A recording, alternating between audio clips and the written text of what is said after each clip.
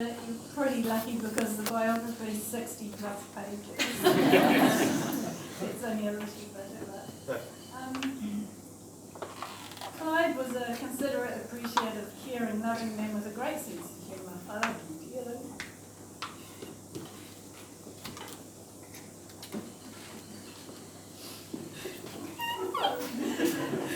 He supported me in all my pursuits, and he loved golf and the many friends he'd made. He always said squash set me up for life. I made so many good friends. Relationships.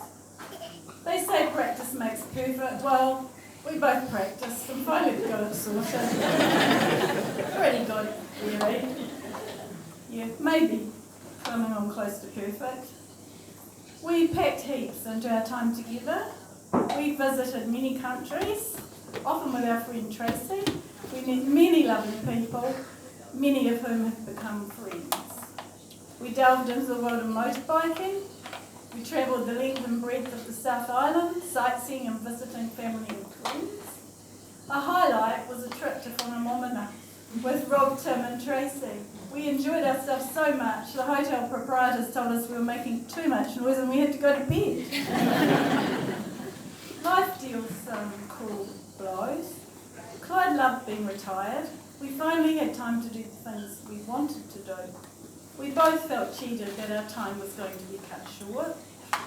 We lived with his illness for a long time. We tried to put it aside and make the most of the time we had.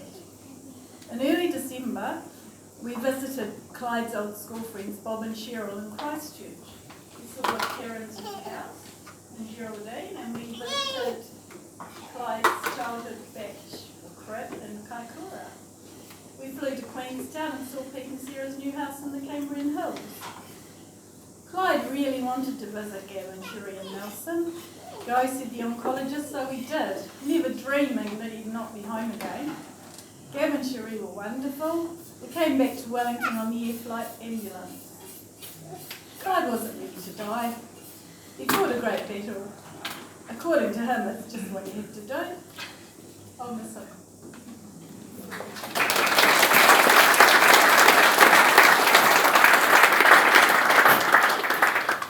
Right, Tim, you're first.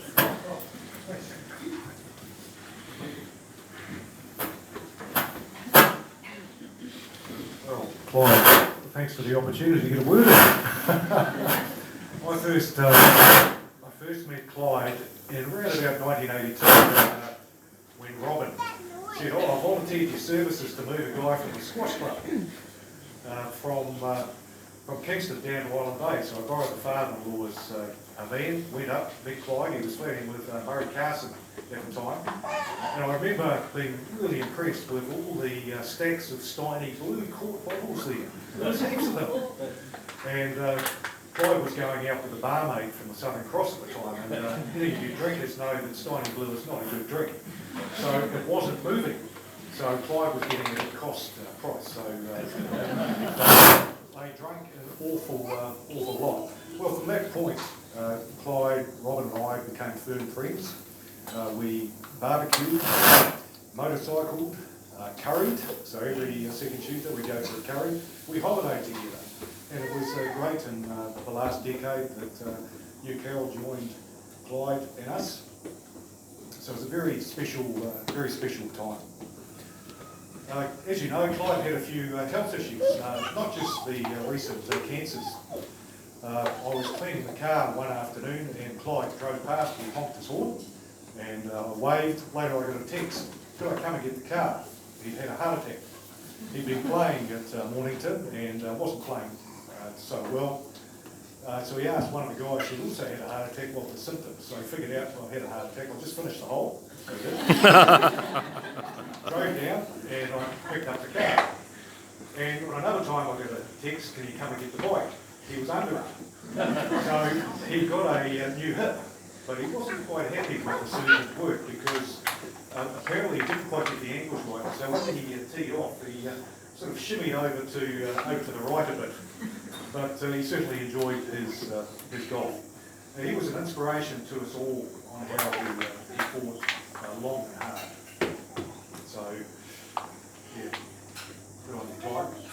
You're going to see a slideshow after the speakers, and it will confirm that Clyde had a great life.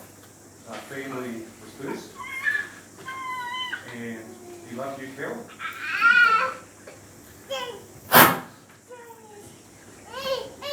Bless you, mate.